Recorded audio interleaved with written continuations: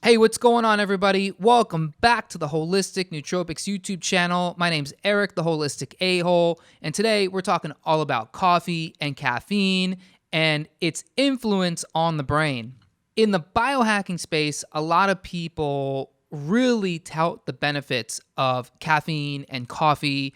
Caffeine because it has a nootropic effect. It can really energize and stimulate your brain and your body, your physiology. It can really excite you. It can really put you in a very energized state. And in the nootropics community or in the biohacking community, it is promoted for its anti-aging effects. There's a lot of for the polyphenols that you get from something like coffee. Shockingly, some people's polyphenol intake primarily comes from coffee. So coffee has a lot of benefits. And then there's a whole other side to it where you have nutrition purists who are a little more concerned about the acidity in coffee and try to stick to a more alkaline type diet, which I personally don't subscribe to because the body's very complicated and really breaking things down into alkaline versus acidic foods. When it goes into your body, it really doesn't play by that storyline, because you have hydrochloric acid in your body, and when food and drinks get into your stomach, hydrochloric acid hits it and starts breaking it down, and all the enzymes in your stomach start breaking food down, and really it's all off the table at that point. So as far as avoiding coffee because it's acidic, I don't buy into that. Could you make the argument that coffee is maybe inflammatory? To some people, it might be. And this is the interesting thing about coffee, because I find that coffee, more than any other substance that is not, really any other substance in general, is really individual. It's very bio-individual. And you can actually see what your reaction to coffee is going to be by simply getting a genetics test. The three that I like are 23andMe, Strategene, or Nutritional Genomics. And I'll have links to a couple of those down in the description below if you want to get those tests done. And if you've never gotten a genetics test, I highly recommend it. It's really important if you're concerned about your health and you're concerned about things like finding the right nutrition for your genes. Getting a genetics test is absolutely important, because you have to see, how does your body react to things like caffeine, to cruciferous vegetables, to meat, to saturated fat, to vitamin D, to vitamin A. What is your methylation? What is your COMT gene? All of these things you can find by running a simple genetics test. And again, the three that I recommend, I'll put those down in the description below. Now, specifically when it comes to coffee, you really want to look at a gene called the CYP-A12 gene. And this gene, this genetic SNP, will tell you if you're a fast caffeine metabolizer or a slow caffeine metabolizer. If you're a fast caffeine metabolizer, you're one of these people who can drink an espresso, or you can drink a coffee, you can drink a Monster energy drink, which I don't recommend doing because of all the added sugar and preservatives. But if you're drinking like the pure stuff, like a coffee or some kind of coffee drink, you can see, if you're a fast metabolizer, that you can drink coffee or caffeine and it hardly affects you. You'll get maybe a caffeine type buzz, but it won't last very long. And so these are the people who can drink caffeine and go to sleep an hour later. I know people who can drink a couple of espressos after dinner and fall asleep just fine. Me, I'm the type of person, I'm a slow metabolizer, where if I drink coffee, I'm not going to bed for hours. I have to drink coffee earlier in the day because the effects still linger with me. Now, you might also have a situation set up with your nutrition where maybe you're not metabolically optimized. Maybe you have a high blood sugar, and when you drink coffee, you get a high spike in energy, and then you get those immediate crashes. That's a whole other topic.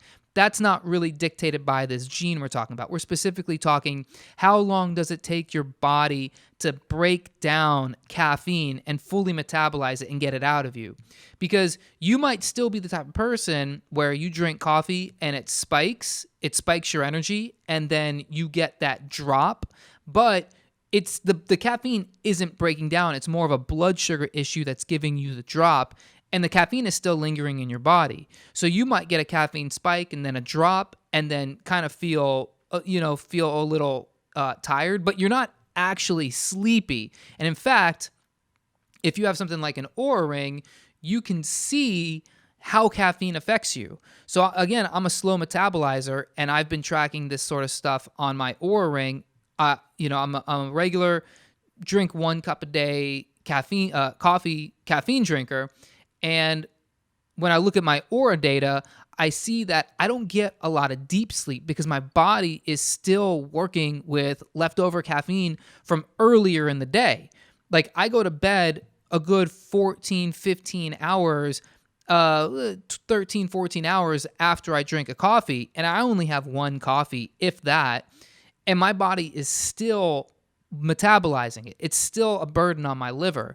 So as my body is busy metabolizing caffeine, it doesn't allow me to drop into deep sleep. And this is the most important sleep, the deep and REM sleep. This is where your muscles are repairing. This is where your brain is detoxifying the glial cells. You're essentially getting all the beta amyloid plaques out of you, all the gunk that builds up in your brain throughout the day, all the old neurotransmitters. You're flushing that stuff all out. And if your body is busy metabolizing caffeine and not allowing you to fully drop into deep and REM sleep, you're not getting those benefits. And, especially when it comes to something like biohacking, if you're looking for longevity, if you're looking to activate AMPK, if you're looking to do, these real superhuman optimized things, you need to drop into deep sleep. Sure, from the coffee, you're going to get some of those benefits, but more than anything else, you need to really get the benefits of deep sleep. So, in the biohacking space, I think we just need to chill out with telling everybody they need to drink more coffee, because I hear a lot of people talking like, hey, you need to drink you need to drink not a ton of coffee, but it's safe to drink up to 4 cups of coffee a day. For a slow metabolizer, 4 cups of coffee, that could be insomnia. That could be almost impossible to drink. Not to mention, for a lot of people, coffee can mess with your digestion. So if you're experiencing digestive issues and you're drinking a couple cups of coffee, then you just need to put 2 and 2 together right there. Maybe experiment with not drinking so much coffee. Not to mention, if you're the type of person that needs to drink 4 cups of coffee simply because you don't have enough cortisol being output from your adrenal glands at the beginning of the day, like if you cannot get out of bed or you cannot get out the door without drinking a couple cups of coffee, well, then you might be experiencing some adrenal insufficiency.